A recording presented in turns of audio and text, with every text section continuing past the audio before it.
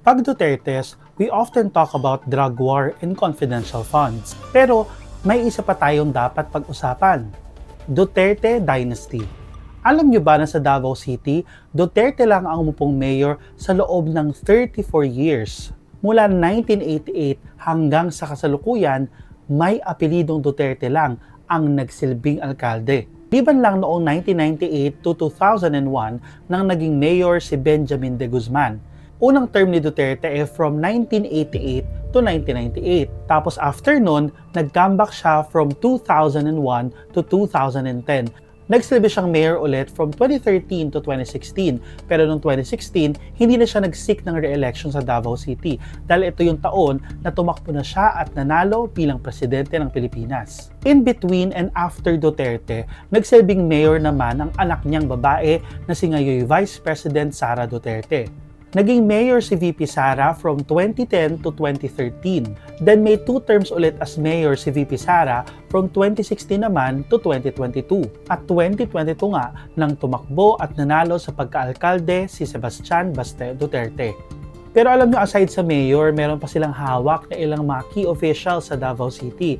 For example, si Paulo Pulong Duterte ay nagsisilbi bilang 1st District Representative ng Davao City mula 2019 hanggang sa kasalukuyan. Ang asawa naman ni Pulong na si January Navarez Duterte, nagsisilbing barangay chairperson ng Catalunan Grande. Siya rin ang presidente ng ABC or Association of Barangay Chairpersons, kaya may mandato siya na para ring konsehal. Yung isang anak ni Pulong na si Omar, barangay chairperson din ng Buhangin proper. 'Di ba? From barangay to national, merong nakaupong Duterte. And for these elections, hindi lang basta gusto ng mga Duterte na ipagpatuloy yung kanilang reign sa Davao City, pero i-expand pa ito further. Tumatakbo muli sa pagka-mayor ang dating presidente ng nakapiit ngayon sa The Hague, Netherlands para sa kaso niyang Crimes Against Humanity. Running mate niyang anak na si Sebastian Duterte. Tapos naman si Pulong ay nagsisik ng re-election para sa kanyang final and last term sa Davao City 1st District. Si Omar ay tumatakbo bilang 2nd District Representative ng Davao City. Ibig sabihin, gustong i-expand ng mga Duterte ang kanilang impluensya from 1st District even up to the 2nd District. Tapos, yung isang anak din ni Pulong, kapatid ni Omar, na si Rodrigo II ay tumatakbo naman sa pagkakonsehal para sa eleksyong ito. Hindi bababa sa 7 miyembro ng kanilang pamilya ang nasa mundo ng politika.